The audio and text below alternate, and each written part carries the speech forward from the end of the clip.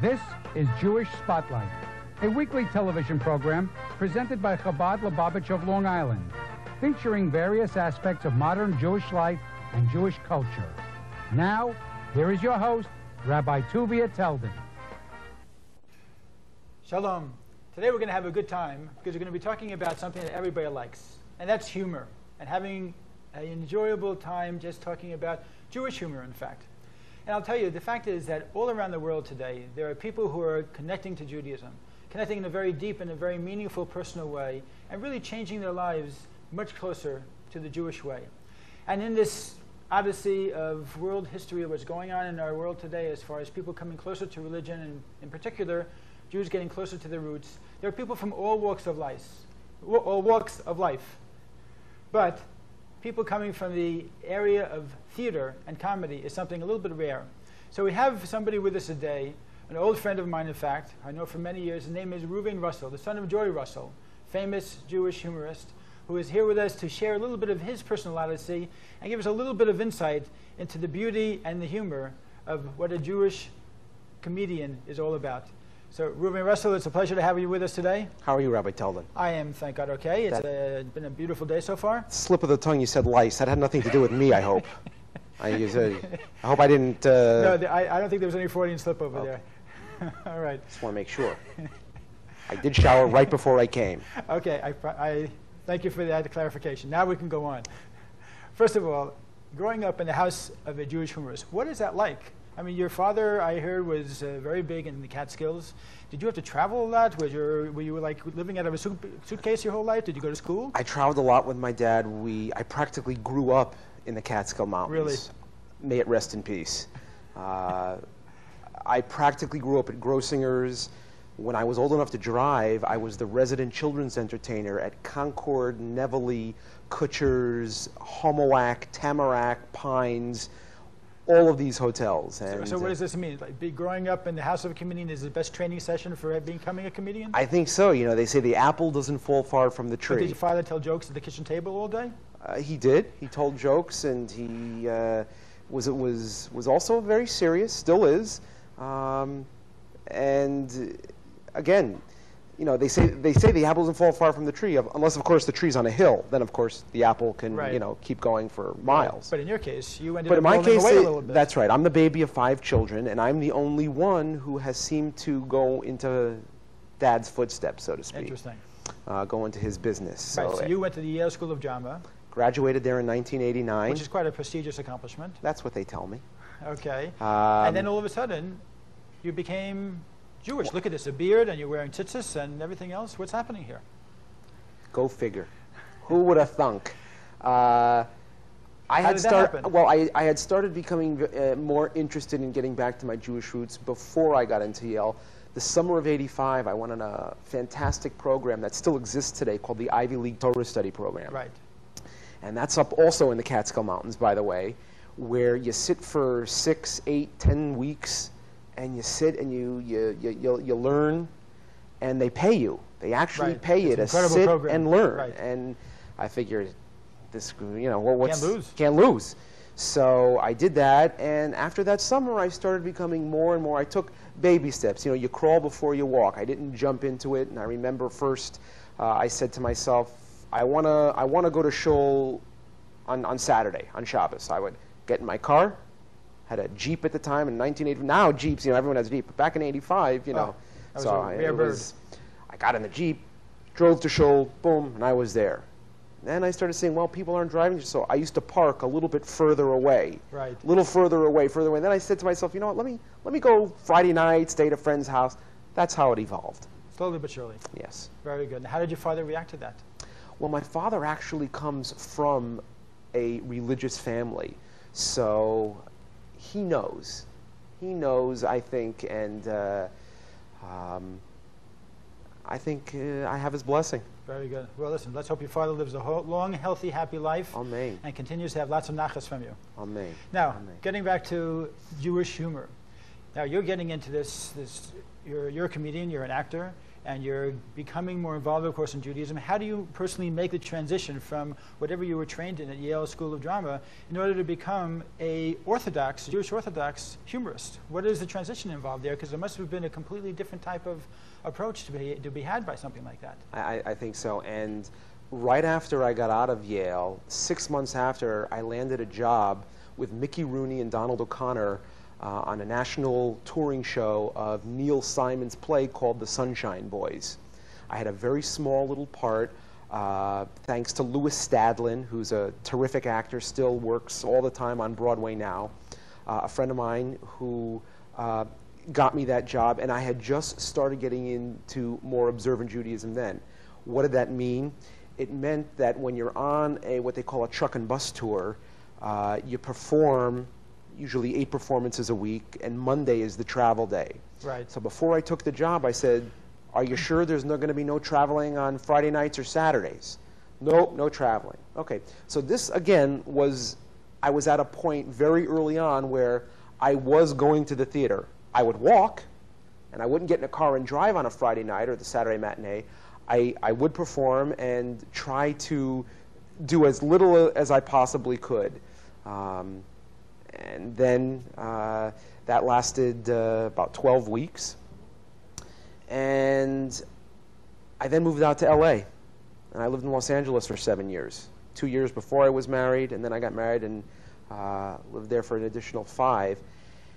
When you ask about the transition, I would say content is the first step. All of a sudden, now when you want to live, a life of Torah and of mitzvahs, all of a sudden 90% of everything that's out there, you have to start questioning, saying, do I even want to do this? Some would call that limiting. Right, do I really want to do what? Do I want to do this type of a thing? Do I want to do a soap opera?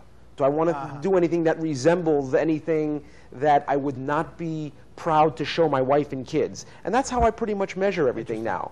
I pretty much measure, would I want to take this tape, pop it in my video machine at home, and show it to my kids? I wondered about doing this show, actually, if I'd want to do that. But I figured, yeah, it might not. It'd be okay. So that really limited the amount of different proposals you could content take. was the first thing. And then, of course, I decided to grow a beard.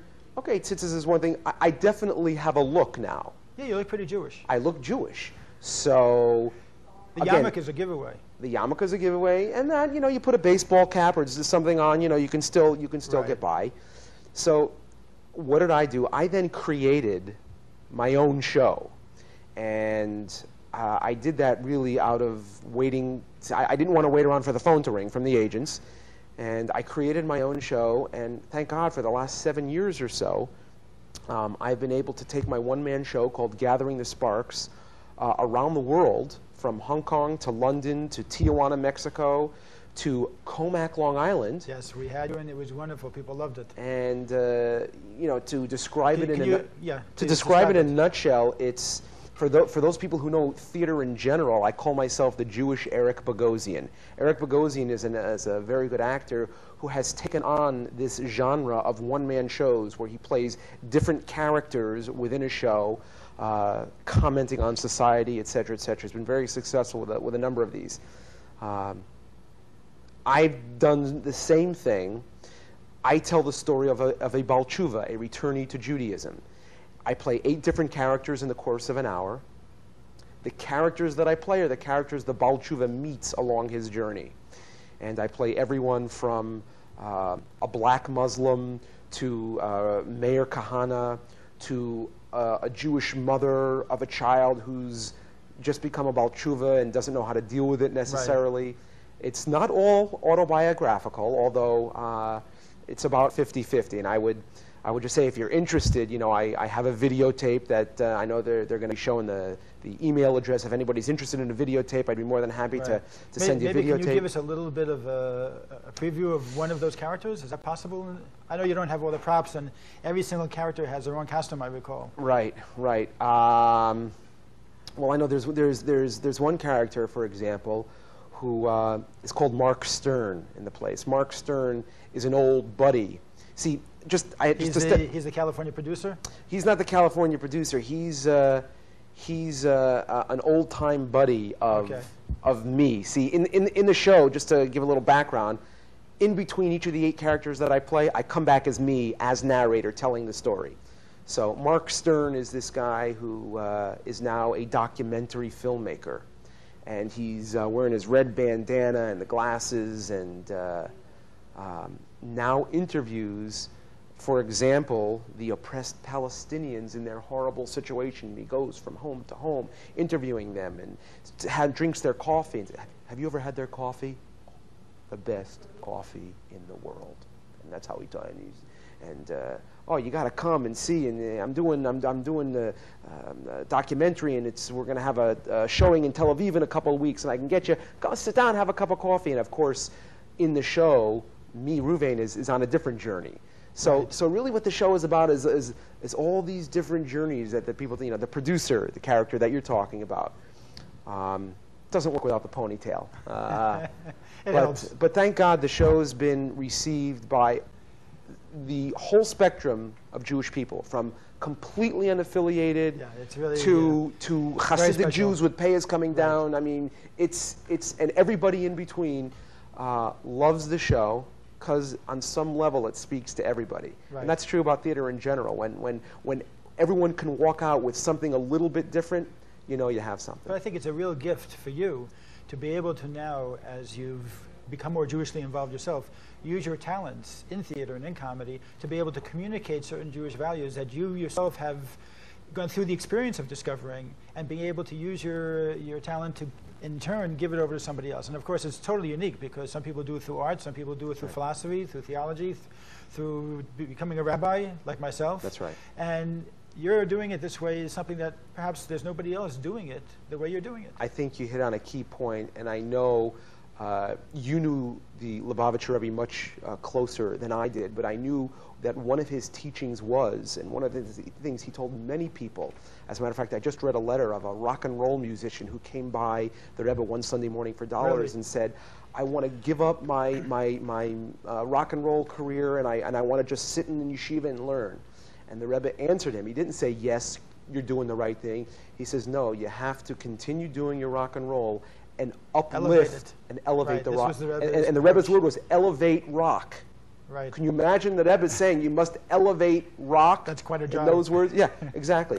The Rebbe said this to countless people. To use your God-given talents. Not to stifle. There's a reason why you have those talents. That's right. So you're using out your talents. So I'm using out my talents, and that's the real challenge for everyone. And it's not just whether you're in showbiz or whether you're a comedian, whether you're a rabbi, whether you're a plumber. The idea is to use out your talents in a kosher way. That's how you fulfill your place in this world. That's right. That's what I learned, and the more I approach it that way and not think of it as something limiting, but really freeing, the more success I find. Right. Now, as you mentioned before, it's limited the venues that you've been able to get into. I know there was an interesting story that you told us also concerning a particular position you had with the choral, I believe. That's Maybe right. you can tell us a little bit about the choral and then the specifics of how you got that position. Sure.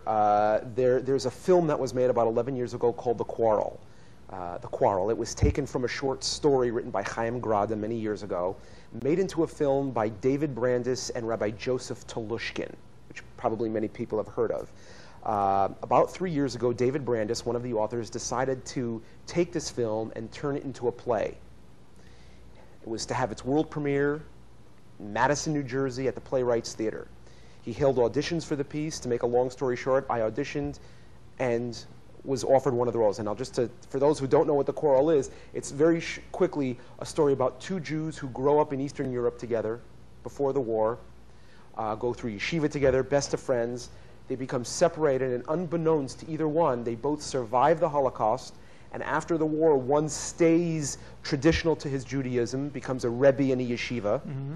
The other has gone the opposite way and has become a secular, cynical writer who's lost his faith.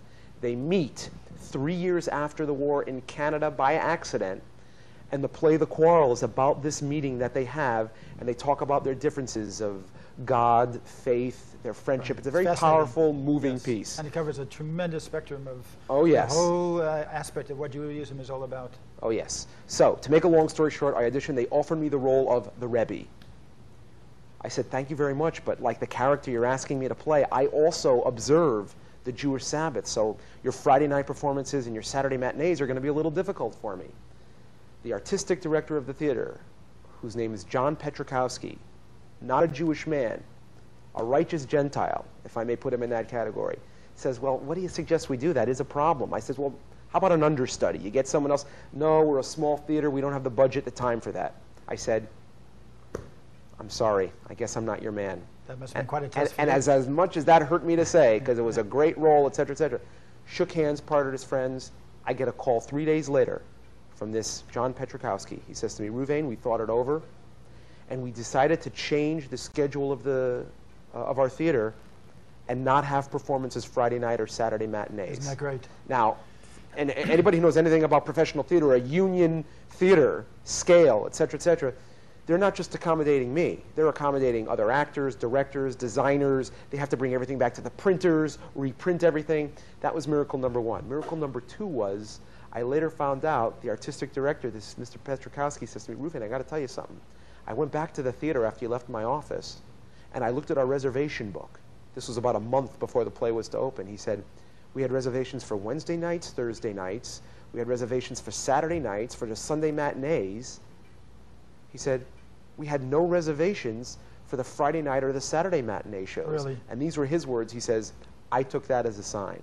Interesting. So that was miracle number two. And miracle number three happened in his office that day when he told me I didn't have the job. I says, all right, I have nothing to lose. Let me try one more tactic. I says, look, if you could find a way to give me this job, you'll be blessed. The theater will be blessed, like I'm some sort of a prophet, right?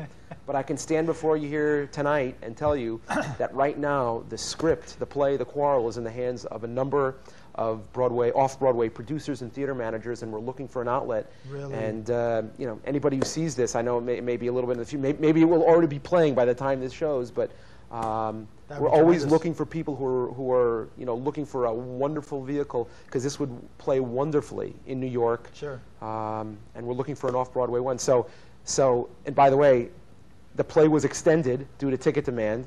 It was the most successful box office-wise production they ever had, and that's what we're looking at right now. So I always like to tell that story because people, whatever you do, always find conflicts with their religion, with the workplace, with the world. Something happens. My father always used to say, you go halfway, the boss upstairs. Sometimes you don't even have to go halfway. Sometimes you just take one little step that's what you want to do. The boss takes care of the rest. Interesting. Well, that's what you had told me also that Stephen Hill and Herman Wouk had advised you about, because when you first became religious and you were in acting, you went right to before them. I went to Yale. A little bit about that? Right before I went to Yale, I knew that Stephen Hill was the only other actor that I knew who was also an observant Jew. And he was the head of Mission Impossible, for those who don't remember those days. That's right. And he became observant, from what I understand, at the age of 40 in 1962. I understand they were shooting a show for Mission Impossible in Square up near Muncie. Oh, really? I didn't know that. And when they were shooting the show, he was so touched by what he saw around him, he went back in order to be able to discuss life with them and talk about Judaism with them, and that was what motivated him to become religious. I didn't know that, but he told me some fascinating things. You know, he's not only a working actor, but probably one of the most talented working actors out there today. Law and Order. I mean, he's just terrific. So he's a Hasidic Jew for all practical purposes. Yeah, sure. Yeah. And he, to be very honest, he wasn't very encouraging to me, but that's okay. He says you're going to come across a lot of. He has in his contract. I mean, fine. Actors, when they're on break, they eat. Jews want to eat kosher food. Fine. A lot of people don't know. Actors have to put on costumes sometimes. I remember him telling me he has it in his contract. Anything he wears has to be shotness-free. Right, which means that the wool and linen are not mixed together. No wool and linen, and so I don't know exactly how they do that, but it's in his contract. So, all right. He's got all the bases covered. But I spoke with him. I was very encouraged by Herman Wouk. When I was in Yale, I wrote him telling him that here I am. I want to be an observant Jew. I want to be in show business. How do the two worlds coexist? He wrote me back a letter saying, when you demonstrate your talent, that your talent will be your bargaining chips, that you can then do what Stephen Hill has done and call your own shots, so to speak. So your talent will allow you to call your own shots. 11 years later, when this story, the quarrel happened in Madison, New Jersey, I wrote Herman Wouk again. Really? I said, look, I did what you told me. I stuck to my guns, and here's what happened. He wrote me back, congratulations. That's very nice. You done good. So he was proud of you. it was very nice. Incidentally, Herman Wouk is a member of the Chabad Shul in California, in Palm Springs. That's right, in Palm Springs. Yeah, he's That's very right. active there. That's right. Yeah, very nice man. Yes. Good. So give us a little bit of a sample. Maybe you can talk to us a little bit. Maybe you want to make some jokes about Maitzitsis or about anything else that you have in mind. Maybe a little bit of your I don't know. your comic routine. Do you have anything off the top of your head? Well, whenever I'm in New York, I now live in New Jersey, but whenever I'm in New York, I love to tell stories of New York, because New York, there's no, as trite as it may sound, there's no city like New York, Right. And there are certain stories that could only happen in New York. I mean, you tell me if this could happen in Comac, but we have a subway in New York, the IRT train, and some of the funniest stories are true. And we have a number 2 train, and for those who don't know what the number 2 train is, it's a train that starts off in the Bronx, comes through Manhattan, ends up in Brooklyn. And I'm on the train last week, and I'm sitting on a newspaper. I'm sitting on a newspaper. Only in New York could this happen. A guy comes up to me, he says, "Excuse me, sir, are you reading that paper?" I figure I'm in New York, I'll drive him crazy. I stand up, I turn the page, I sit back down, I say, "Yes, I am." For the people at home, the 3 people in the studio are hilarious. They're rolling on the floor, cracking up. The Lower East Side. Is that Jewish humor because of the fact that it was a Jewish newspaper? Exactly. Okay. Wait a minute, who's the comedian here? Now I'm confused. The Lower East Side, once the bustling Jewish heartland, still very Jewish, it's a place down there called Sal Shoe Repair. And I always like to give him my business. And I went in a couple weeks ago. I give him Sal, I need a pair of heels for my shoes. He's got a sign in the window. He says, "Heels done while you wait." Okay. Go in, "Sal, I need a pair of heels for my shoes." He says, "They'll be ready Thursday." I says, "You got a sign in the window, heels done while you wait." He says, "You want to wait? Wait." The audience is now doing the punchlines before I'm doing them here. Look at that. You think it's easy here with 4 people in a room? It's not easy. Ay, ay, ay. But so what is it about Jewish humor that makes Jewish humor so unique? Because as we know, the comedy routines of so many of the humorists have been on a very Jewish line, and from the 20s on, most of the comics in America have been Jews. And it's just an amazing thing. They've so dominated the world of comedy in America. What is it about Jewish humor that makes this, it touches the heart of Americans so quickly? I don't know. I think, unfortunately, we don't have a lot to laugh about often. But we Jews, I think that's one of our strengths, that we're able to find the humor in all situations. I mean, Israel's a great example of that. I can't believe that we're 34 years from the Six-Day War. I was recently watching, I think it was the History Channel, where they were interviewing present-day generals about that Six-Day War, and they were saying, that there's no other possible explanation to describe what the Israelis did in 67 in 6 days other than a miracle. Really? Nothing. Of course, what they don't understand is that the Israelis had to win the war. The equipment was rented. So a lot of people don't know that. But they were paying by the week. That's right. That's right. Okay. But actually, the Israelis used a strategy in that war that a lot of people don't know about. What was that? It's funny you should ask. I'm here to share that strategy with you. Well, I can take my cues once in a while. Okay. Now, the Israelis knew that 90% of the Arab army had the first name of Ahmed. So they'd go up to the trenches. Ahmed? Yeah. Ahmed? Yeah. Ahmed? Yeah. But the Arabs caught on, and they knew that 75% of the Jewish army had the first name Shlomo. And they came up and they said, "Shlomo?" Shlomo said, "Is that you, Ahmed?" "Yeah." So, you look at Israel today, we don't have a lot to joke about. We find the humor in these things. This is we have to laugh. We have to laugh. Sometimes Absolutely. through our suffering throughout the years, the greatest part has been, in other words, that we can laugh at ourselves and laugh at the situation. Because the fact is, if you don't find humor sometimes in these situations, it just gets overwhelming. 100%. And I don't know about, I don't know if you've ever been down to Florida, but you know, there's a whole Century Village, all these people. I just came, I did 3 weeks down in Florida. And I, you know, for the people off camera here, thank God we have young people here, because I just came from there. Average age was deceased. I mean, it was an old crowd. Yeah. I saw a man sitting next to his widow. I mean, you'll think about that one later. You'll be hysterical. I saw, you know, I went to reach for a glass of water. Someone's teeth were in it. I mean, you know, this is the kind of crowd it was. But I was, Al Gore happened to come in the lobby. I'm down there. This was a couple months ago. Al Gore walks in. He goes up to a little old lady. He says, "Do you know who I am?" Old lady looks up. She says, "No, but if you go to the front desk, they'll tell you who you are." So I mean, this was the kind of audience it was. It was beautiful. I love playing Florida in the I don't call them old age. I call it not senior citizens. That's an elder statesman. That's Elder statesman. Very good. I love playing those you're crowds. A good politician. There's never a dry seat in the house. But anyway, oh, it's cable. It's all, you can say it's cable. Okay. Now, if anybody out there by any chance is enjoying this humor and would like to know more about Reuven Russell, oy vey. You got an email there. Right. Let's put up the email address so anybody can send him a letter. If you need some good Jewish jokes to tell your kids before they go to sleep at night. There you go. Send me a good Jewish joke. Right. Only if it's funny. Or by chance you want to get Gathering the Sparks, Mr. Russell can or be the quarrel at Russell, just RUSSELL @GTI.net. That's it. That's it. Very Beautiful. simple. Okay. Reuven Russell. Leave out the Reuven though. Just Russell Just at GTI.net.